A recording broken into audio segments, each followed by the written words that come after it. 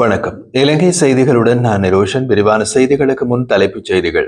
அமைச்சர் சுனில் ஹந்தனத்தியின் குரல் பதிவாக கூறப்படும் ஒலியொன்று பரவி வருவது தொடர்பாக பிரதியமைச்சர் சதுரங்க அபேசிங்க விளக்கம்.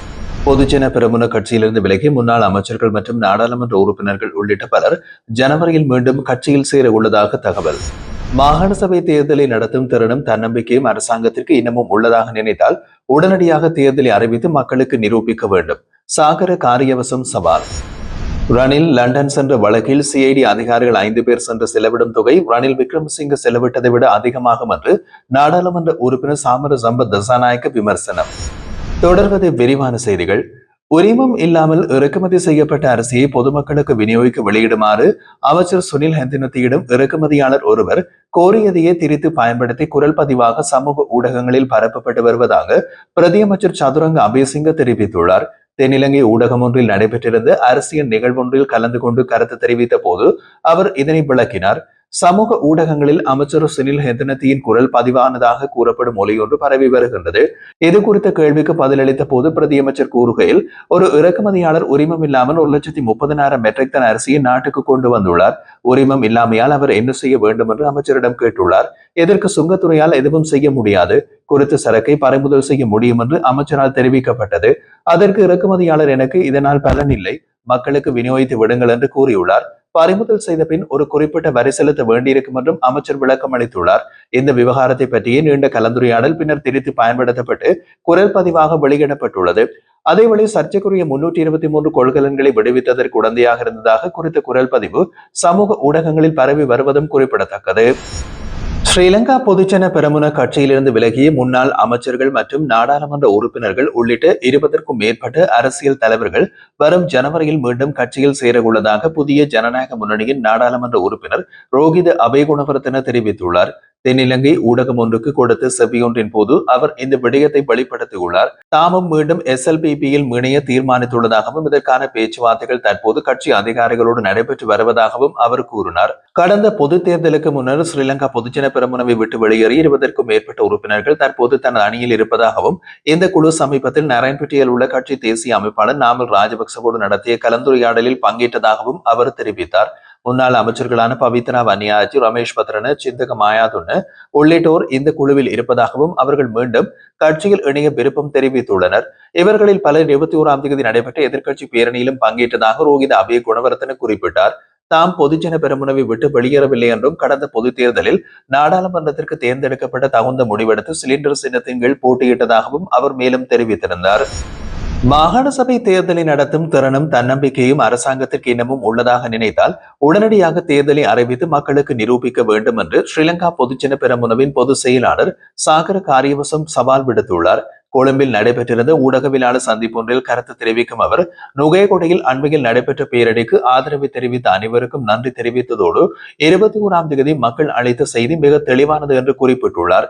JVP அரசின் அதிகாரம் இந்த நாட்டில் குறைந்து வருவதாக தெரிவித்த நிலையில் அதற்கு மக்கள் 21ஆம் தேதி மறுப்பு தெரிவித்துள்ளார்கள் என்றும் சாகர காரியவசம் கூறினார். ஜனாதிபதி அனுருகுமார திசாநாயக்கவின் பொய்கள் இனி மக்களை ஏமாற்றாது என்ற செய்தியினை மக்கள் வாக்கின் மூலம் வெளிப்படுத்திக் கொள்ளதாகவும், டெல்வின் சில்வாவின் அடக்குமுறைகளுக்கு அரசாங்க ஊழியர்களும் தொழிற்சங்கங்களும் பயப்பட மாட்டார்கள் என்பதையும் அவர்கள் காட்டியுள்ளனர் என்றார். அரசாங்கம் தன்னிடம் இன்னமும் அதிகாரம் உள்ளது என்று நினைப்பதாக இருந்தால் மாகாண சபை தேர்தலை உடனடியாக நடத்த வேண்டும், இல்லையெனில் தோல்வியை ஏற்க வேண்டியிருக்கும் என்றும் சாகர காரியவசம் வலியுறுத்தினார். மின்சாரம் துண்டித்தல், பேச்சாளர்களை அவமதிப்பது போன்ற நடவடிக்கைகள் மூலம் அரசாங்க எதிர்ப்பு உணர்வுகளை தடுக்க முடியும் என்று ஜனாதிபதி நினைப்பது தவறு. மக்களின் கழுத்துக்களை அறுத்து மின்கம்பங்களில் தொங்க வைத்தவர்கள் இன்று அந்த அமைப்பு மாற்றம் என்ற பெயரில் மின்கம்பங்களில் தொங்கும் புல் மூட்டைகளை ஏற்றுக்கொள்ள தயாராக இருப்பதாக அவர் கடுமையாக விமர்சித்திருந்தார். அரசாங்கத்தின் அவதூறுகள் மற்றும் தடைகளை மீறியும் நுகையகுடைக்கு சென்ற மக்களின் பெரும் ஆதரவை எதிர்க்கட்சி மனப்பூர்வமாக வரவேற்கிறது என்றும் சாகர காரியவசம் தெரிவித்தார். முன்னாள் ஜனாதிபதி ரணில் விக்ரமசிங்கவுக்கு வந்ததாக கூறப்பட்ட லண்டன் அழைப்பின் நம்பகத்தன்மையை சரிபார்க்க CID அதிகாரிகள் இங்கிலாந்து சென்றதற்கான செலவுகளை பற்றிய எதிர்க்கட்சியின் குற்றச்சாட்டுகளுக்கு பதிலளித்த பொது பாதுகாப்பு அமைச்சகம், விசாரணைகள் எதிர்க்கட்சியின் கோரிக்கையின்படி அல்லாது காவல்துறையின் தேவையின்படி மட்டுமே நடத்தப்படும் என்று தெரிவித்துள்ளது. பொது பாதுகாப்பு அமைச்சர் ஆனந்த விஜயபால கொழும்பில் ஊடகங்களுடன் பேசிய போது, வால்டர் ஹாம்டன் பல்கலைக்கழகத்தின் அழைப்பின் நம்பகத்தன்மையை ஆய்வு செய்வது CIDயின் உள்துறை தேவைக்கேற்ப நடைபெறும் விசாரணை எனவும் எதிர்க்கட்சியின் வேண்டுகோளுக்கு ஏற்ப விசாரணை நடத்த முடியாது என்றும் கூறியுள்ளார். நாடாளுமன்றத்தில் முன்வைக்கப்பட்ட தகவல்களை நிராகரித்த அமைச்சர் ஆனந்த் விஜயபால லண்டனுக்கு 5 சிஐடி அதிகாரிகள் அனுப்பப்பட்டதாக கூறியது தவறானது என்றும் 3 அதிகாரிகள் மட்டுமே பயணித்துள்ளதாகவும் மேலும் தெளிவுபடுத்தினார். எதிர்க்கட்சியின் சாமர சம்பத் திசாநாயக்க சிஐடி அதிகாரிகள் 5 பேர் சென்றுள்ளார்கள், அவர்கள் செலவிடும் தொகை ரணில் விக்ரமசிங்க செலவிட்டதை விட அதிகமாகும் என்று நாடாளுமன்றத்தில் சாடியிருந்தார். ரணில் விக்ரமசிங்க செலவிட்டதாக கூறப்படுவது 16 மில்லியன், சிஐடி குழுவின் செலவு 36 மில்லியனை தாண்டும் என்று அவர் கூறினார். இந்த சர்ச்சை 2023ஆம் ஆண்டு ரணில் விக்ரமசிங்கவின் லண்டன் பயணத்தை நியாயப்படுத்த பயன்படுத்தப்பட்டதாக கூறப்படும் வால்டர்ஹாம்ப்டன் பல்கலைக்கழக அழைப்பின் சட்டப்பூர்வ தன்மையை மையமாக கொண்டது. அந்த பயணம் அவரது மனைவியின் பட்டமளிப்பு விழாவில் இணைக்கப்பட்டிருந்ததாகவும் அதை அரச நிதியில் மேற்கொண்டதாகவும் குற்றச்சாட்டுகள் எழுந்தன. இதன் அடிப்படையில் ரணில் விக்ரமசிங்க சிஐடியில் இந்த ஆண்டு ஆகஸ்ட் 22ஆம் தேதி கைது செய்திருந்தது. திருகோணமலையில் புத்தர் சிலை தொடர்பான விவகாரம் மற்றும் வாழைச்சேனையில் தொல்பொருள் பெயர் பலகைகள் அகற்றப்பட்ட சம்பவம் போன்றவை பௌத்த மற்றும் சிங்கள சமூகத்தை தூண்டி கலகத்திற்கு உள்ளாக்க முயற்சிகள் என்று பொதுபல சேனா அமைப்பின் பொதுச் செயலாளர் ஞானசார தேரர் குற்றம் சாட்டினார்.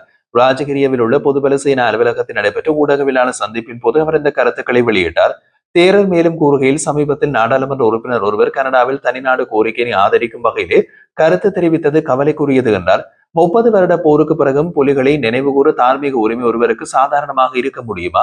இத்தகைய புதிய சிந்தனைகளை உருவாக்க அனுமதித்தால் நாடு மீண்டும் ஆபத்தான பாதைக்கு தள்ளப்படும் என்றார். இத்தகைய சூழ்ச்சிகள் வேறொன்று அனுமதிக்கப்பட்டால் முந்தைய ஆட்சிகள் சந்தித்த வீழ்ச்சியை போலியே எப்போதும் அரசும் எதிர்கொள்ள வேண்டியிருக்கும் என்றும் அவர் எச்சரித்துள்ளார். அதேவேளை அஸ்மின் உள்ளிட்ட சிலர் வடக்கு கிழக்கையும் மற்றொரு பாலஸ்தீனமாக மாற்ற முயற்சிக்கின்றார்களா என்ற சந்தேகம் எழுவதாகவும் குறிப்பிட்டுள்ளார். தனி ஈழத்திற்கு வழியமைப்பதற்கு இடமளிக்க கூடாது, 13வது திருத்தத்தை நீக்க வேண்டும் என்று சொல்லும் நேரத்தில் அதனை வலுப்படுத்தும் வகையில் அரசு செயல்படுகிறது என்றும் தெரிவித்தார்.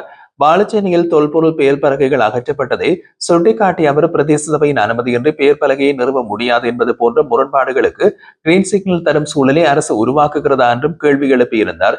இத்தகைய செயல்பாடுகள் அனைத்தும் உடனடியாக கட்டுப்படுத்தப்பட்டு முடிவுக்கு கொண்டு வரப்பட வேண்டும் என்றும் ஞானசார தேரர் வலியுறுத்தினார்.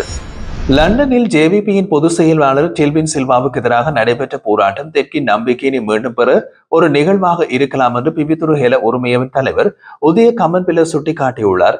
ஊடகங்களுக்கு பேசிய அவர், போராட்டத்தில் பங்கேற்றவர்கள் புலிகளின் கொடிகளை மட்டும் பயன்படுத்தியதையும் எந்த கோரிக்கைகளையும் முன்வைக்கப்படாததையும் சுட்டிக்காட்டினார். 2012இல் மஹிந்த ராஜபக்ச எதிர்கொண்டு கடுமையான எதிர்ப்புடன் ஒப்பிடுகையில் இந்த போராட்டம் மிகவும் சுமூகமாக இருந்ததாகவும் அவர் குறிப்பிட்டுள்ளார். வடக்கு மற்றும் தெற்கின் பயங்கரவாத கூறுகளுக்கு இடையிலான நெருங்கிய இணைப்பே இந்த போராட்டத்தின் காரணமாக இருக்கலாம் என்று அவர் சந்தேகம் வெளியிட்டிருந்தார். மேலும் ஜனாதிபதி அனுரகுமார திசாநாயக்கவின் மறைமுக வாக்குறுதிகள் குறித்தும் அரசாங்கம் விளக்கம் தர வேண்டும் என்றும் அவர் குறிப்பிட்டார். தெகிபாலே என அழைக்கப்படும் புகழ்பெற்ற போதைப்பொருள் கடத்தல்காரருக்கு சொந்தமான 5 கடல் தொழில் படகுகளை குற்றப்புலனாய்வுத்துறையின் சட்டவிரோத சொத்துக்கள் விசாரணை பிரிவு பறிமுதல் செய்துள்ளது. திக்வெல கடல் தொழில் துறைமுகத்தில் நங்கூரமிடப்பட்டிருந்தது இந்த படகுகள் கைப்பற்றப்பட்டுள்ளன. பறிமுதல் செய்யப்பட்ட இந்த 5 படகுகளின் மொத்த பெறுமதி சுமார் 200 மில்லியன் என்று மதிப்பிடப்படுகின்றது. அண்மையில் தெற்கு கடற்பரப்பில் மிதந்து வந்த பெருமளவு போதைப் பொருட்கள் நாட்டில் பெரும் சர்ச்சையினை ஏற்படுத்தியதை தொடர்ந்து குற்றப்புலனாய்வுத்துறை அதிகாரிகள் விசாரணைகளை ஆரம்பித்தனர். அந்த விசாரணையின் ஒரு பகுதியாகவே தெகிபாலே என்பவரின் படகுகள் பறிமுதல் செய்யப்பட்டுள்ளன.